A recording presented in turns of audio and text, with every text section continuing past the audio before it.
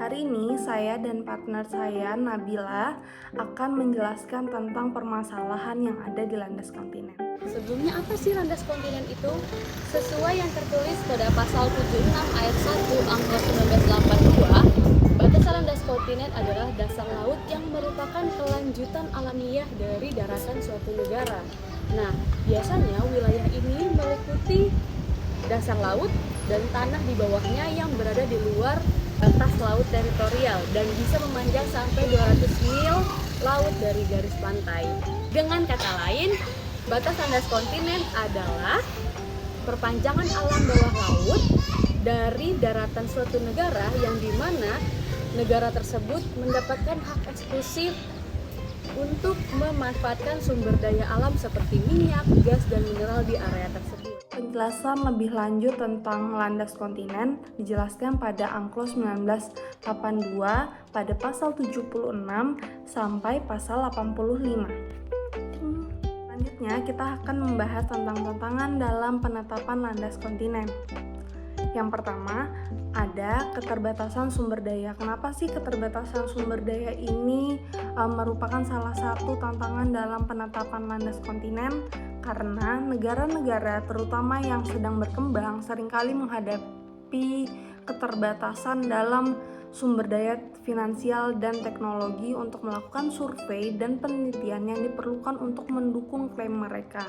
Nah, hal ini dapat membatasi kemampuan mereka untuk mengajukan klaim dengan sukses. Yang kedua, ada perjanjian bilateral dan multilateral. Kenapa perjanjian bilateral dan multilateral ini merupakan salah satu tantangan? Karena dalam kasus di mana batas landas kontinen berbatasan dengan negara lain, diperlukan perjanjian bilateral atau multilateral untuk menyelesaikan klaim. Proses negosiasi ini bisa sangat rumit dan memakan banyak waktu. Seringkali terhambat oleh kepentingan politik dan ekonomi yang berbeda-beda antar negara yang terlibat. Yang ketiga, ada pengaruh politik global.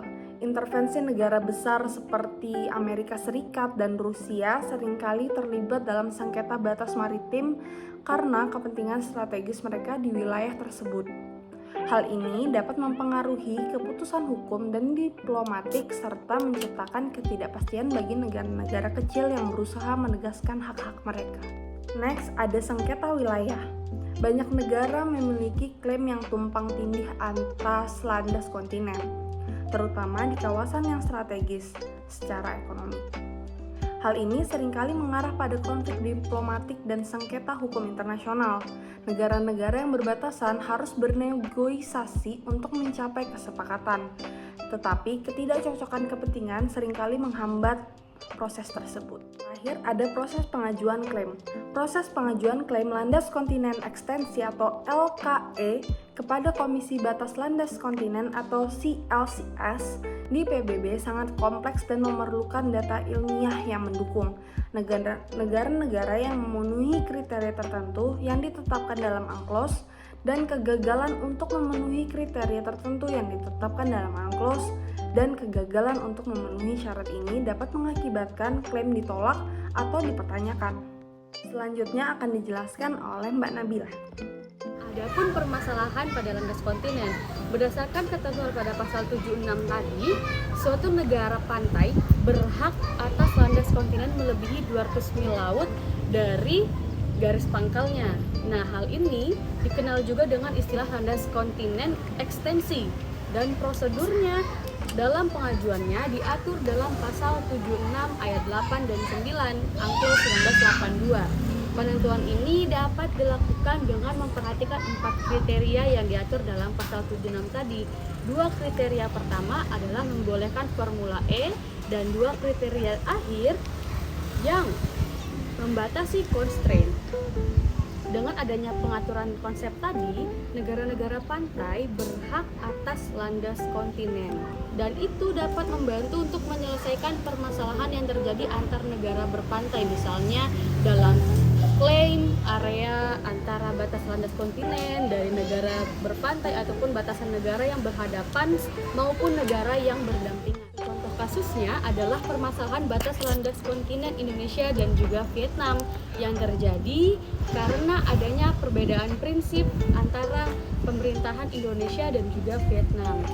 Negara Vietnam sendiri memiliki konsep yang dimana mereka menuntut bahwa trench atau parit laut yang membentang dari Pulau Anambas sampai Pulau Natuna adalah batas landas kontinennya, dan sistem ini kemudian disebut dengan sistem Tallback yang menggunakan alur-alur terdalam sungai sebagai batasan negara.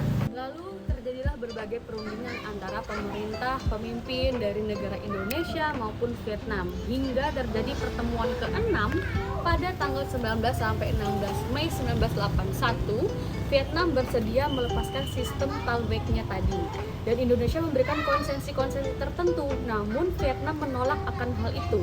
Dan terjadilah banyak sekali pertemuan dan juga perundingan panjang antara Republik Indonesia dan juga Republik Sosialis Vietnam, hingga pada akhirnya pada pertemuan informal di tanggal 10 sampai 13 Maret tahun 2003, pemerintah Indonesia dan juga pemerintah Vietnam berhasil untuk menyepakati garis batas akhir landas kontinen dari kedua negara tadi. Dan hal itu diajukan kepada pemerintah masing-masing guna memperoleh keputusan penerimaannya dan persetujuan penetapan landas kontinen antara Indonesia dan juga Vietnam. Dan hal ini pun ditetapkan pada tanggal 26 Juni tahun 2003 di Hanoi, Vietnam.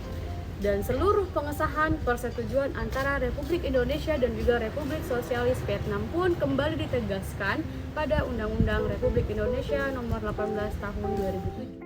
Berdasarkan dari saya dan Mbak Nabila jelaskan, tentu terdapat banyak halangan atau hambatan, tantangan yang dihadapi oleh negara-negara berkaitan dengan landas kontinen. Lalu bagaimana sih cara penyelesaian persoalan di landas kontinen ini?